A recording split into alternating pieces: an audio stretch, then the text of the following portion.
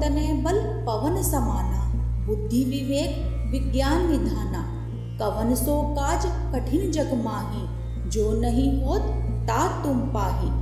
मंगलवार को भगवान हनुमान का व्रत तब तक पूरा नहीं माना जाता जब तक व्रत कथा का श्रवण न किया जाए। आइए कथा का श्रवण करते हैं। ऋषि नगर में केशव दत्त ब्राह्मण अपनी पत्नी अंजलि के साथ रहता था। केशव दत्त के घर में धन संपत्ति की कोई कमी नहीं थी। नगर में सभी केशव दत्त का सम्मान करते थे, लेकिन केशव दत्त संतान नहीं होने से बहुत चिंतित रहता था। दोनों पति पत्नी प्रति मंगलवार को हनुमान जी की पूजा करते थे। विधिवत मंगलवार का व्रत करते, कथा सुनते हुए कई वर्ष बीत गए। ब्राह्मण बहुत निराश हो गया, लेकिन उसने व्रत करना नहीं छोड़ा। कुछ दिनों के बाद केशव दत्त हनुमान जी की पूजा करने के लिए जंगल में चला गया। उसकी पत्नी अंजलि घर में रहकर मंगलवार का व्रत करने लगी। दोनों पति पत्नी पुत्र प्राप्ति के लिए मंगलवार का विधिवत व्रत करने लगे।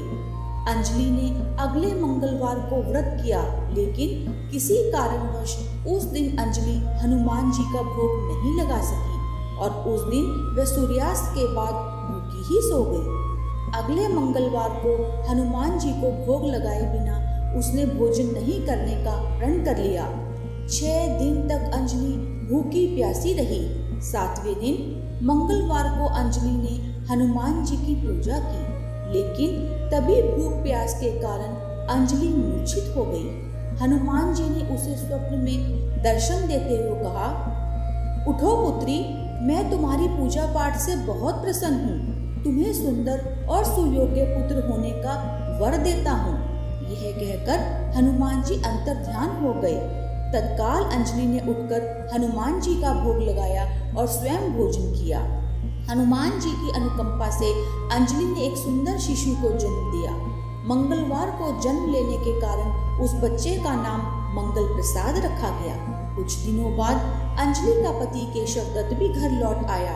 उसने मंगल को देखा तो अंजलि से पूछा, ये सुंदर बच्चा किसका है? अंजलि ने खुश होते हुए हनुमान जी के दर्शन देने और पुत्र प्राप्त होने का वरदान देने की सारी कथा सुना दी, लेकिन केशव दत्त को उसकी बातों पर बिल्कुल विश्वास नहीं हुआ। उसके मन में पता नहीं कैसे ये कलुषित विचार आ गया कि अंजलि ने उसके साथ विश्वासघात किया है। अपने पापों को छिपाने के लिए अंजलि झूठ बोल रही है। केशव दत्त ने उस बच्चे को मार डालने की योजना बनाई।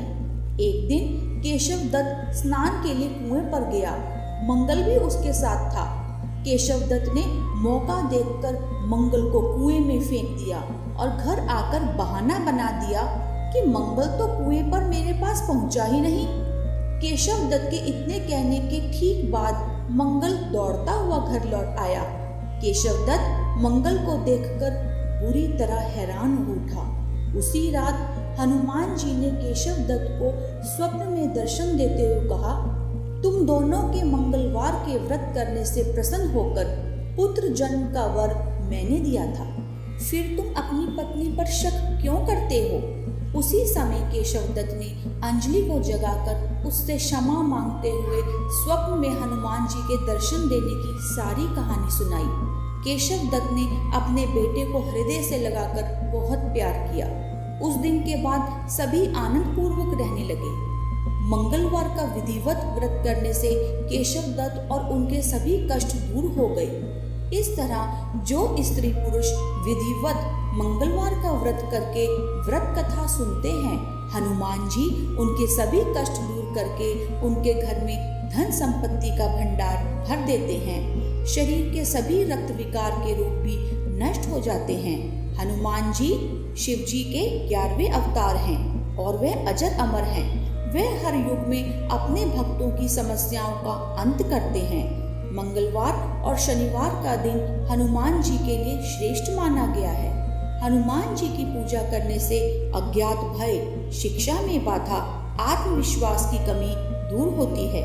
अष्ट सिद्धि व 9 निधि के दाता श्री हनुमान जी अगर किसी भक्त पर प्रसन्न हो जाएं तो कोई भी उसका कुछ नहीं बिगाड़ सकता।